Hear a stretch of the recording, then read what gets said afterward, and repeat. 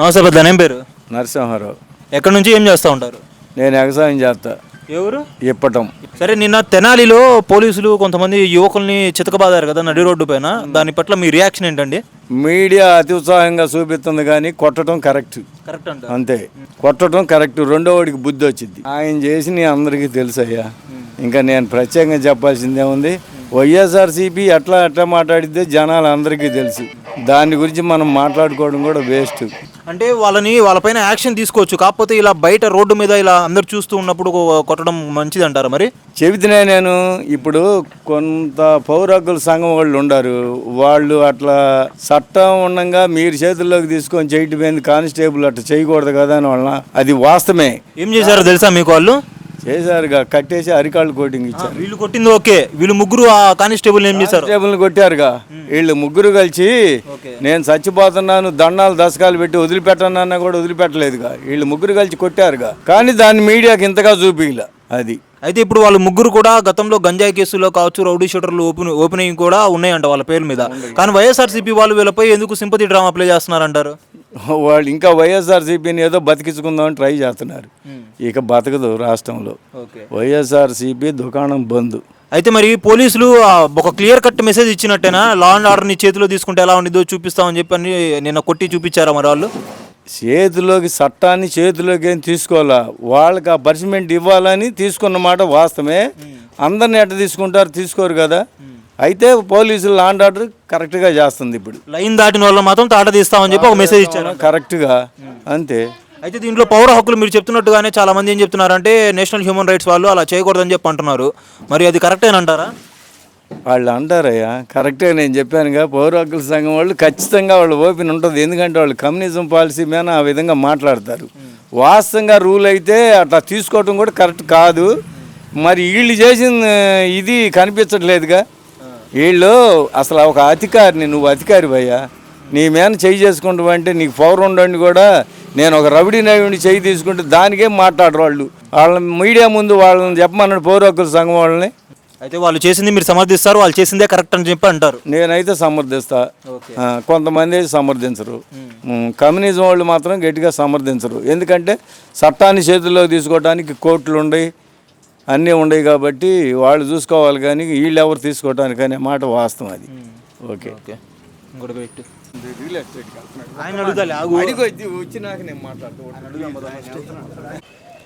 బసవేశ్వరరావు ఏళ్ళ. ఏం చేస్తూ ఉంటారు? వ్యవసాయం చేసి ప్రస్తుతం ఆగిపోయాను. సరే పెద్దనా, ఇప్పుడు కూటమి ప్రభుత్వం అధికారంలోకి వచ్చి 11 నెలలు అవుతోంది కదా, పరిపాలన ఎలా అనిపిస్తుంది? పర్వాలేదు, జాగ్రత్తగా చేస్తున్నారు. యూత్ మినిస్టర్లు పాత వాళ్ళని తీసేసి సీనియర్లు, జూనియర్ కొత్త వాళ్ళని ఎన్నుకున్నాడు. వాళ్ళు కొంచెం బాధ్యతగా పనిచేస్తున్నారు. పర్వాలేదు. అంటే గత ప్రభుత్వ హయాంలో బాగుందా, ఈ హయాంలో బాగుందా? గత ప్రభుత్వం ఎలా ఉందో మీడియాగా మీకు తెలుసుగా, మేము చెప్పే అవసరం లేదు కదా.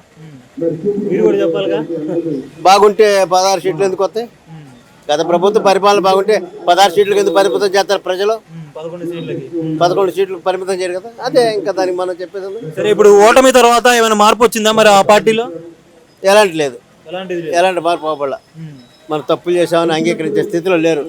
మేము బట్టల్లోకి మాకు ఎందుకు ఇలా రోడ్లు లేవే, ఇరిగేషన్ డెవలప్ లేదే, అలాంటి మరి రైతులు సకాలం డబ్బు వేయటం కానీ మరి ఇవన్నీ ఏమి లేవు. సహజ వనరులు తప్పుల్ని వాళ్ళు సమీక్షించుకోకుండా ఈవీఎంలు అని చెప్పి ఏదో చెప్పి అంటున్నారు. అంతే అంటున్నారు. మళ్ళీ ఆ పార్టీ గెలిచే అవకాశం లేదా? అసలు లేదు. సరే, వీళ్ళు 11 నెలల కాలంలో చాలా పనులు చేశారు కదా, ఏమైనా చేశారా మీ ఊరికి కావచ్చు, మీ ప్రాంతానికి కావచ్చు? అంటే గ్రామానికి వస్తే ఏం చేయాలి కానీ సంక్షేమ పథకాలు అమలు జరుగుతున్నాయి ప్రస్తుతానికి. ఏమేమి జరుగుతున్నాయి ఇప్పుడు? వృద్ధాప్య పెన్షన్లు కానీ, బియ్యాలు కానీ, మరి పెద్దల కార్డులు కానీ, సీనియర్ సిటిజన్ కార్డులు కానీ, ఇలాంటి కొన్ని కార్యక్రమాలు. పెన్షన్లు అనేవి 4,000 చేశారు, అది ఓకే. కాకపోతే ఏంటంటే జగన్ హయాంలో ప్రతి 6 నెలలకు ఒకసారి కొత్త పెన్షన్ అమలు చేసేవాళ్ళు కదా. ఈసారి కొత్త పెన్షన్ పెట్టుకోవడానికి ఒక 7 అవుతున్నా కానీ, ఒక సంవత్సరం అవుతున్నా కానీ ఏం కొత్తవి పెట్టలేదు. దాంట్లో ఏమైనా వ్యతిరేకత ఉందా?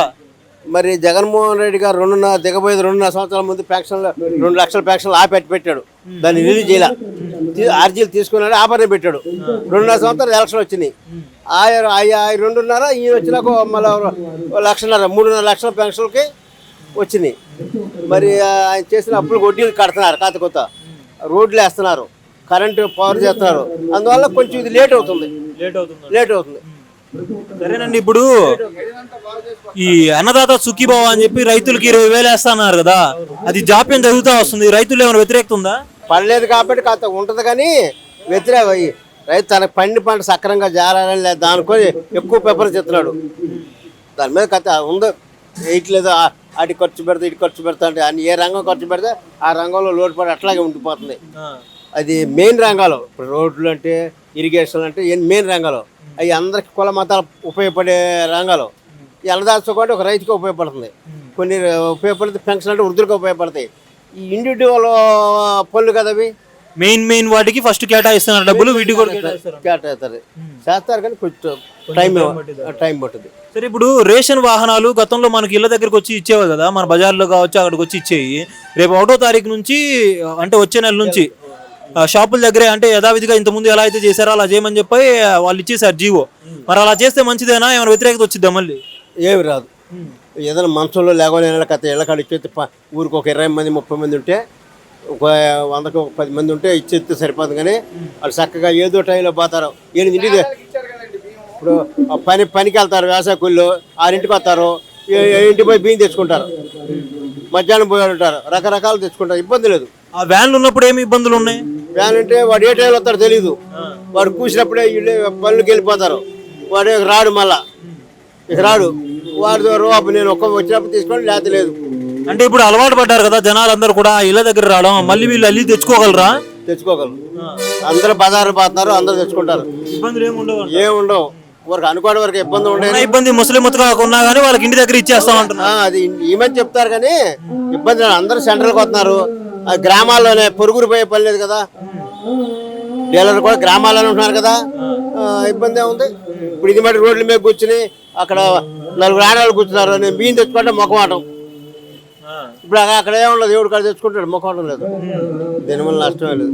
అప్పుడు భారం కూడా తగ్గుతుందిగా. అంటే ఇప్పుడు రేషన్ షాపులకి పరిమితం చేస్తే 2-3 రోజులు ఇచ్చేసి తాళాలు వేసేస్తారు కదా, అది కూడా ఒక ఇది కంప్లైంట్ ఇవ్వాలి. కంప్లైంట్లు ఇస్తున్నారు అసలు లాస్ట్ 10 ఏళ్ల నుంచి. అప్పుడు ఇవ్వాలా, ఇప్పుడు ఇవ్వట్లేదు కంప్లైంట్లు. మరి వ్యవస్థ మారిందే, దానికి ఎవరేం చేస్తారు? అంటే ఒకప్పుడు జనాలు ఏదైనా ఒక చిన్న ఇది జరిగినా కానీ చాలా బాగా రెస్పాండ్ అయ్యే వాళ్ళు, గొడవ దిగేవాళ్ళు. ఇప్పుడు అలాంటి లేదు. ఎందుకు లేదంట? లేదు, ఏది పెంచినా స్పందన లేదు. ఎవరికైనా నిరాశ నిస్పృహలు అంతే. అవి ఏమంతా తెచ్చుకుందాంలే.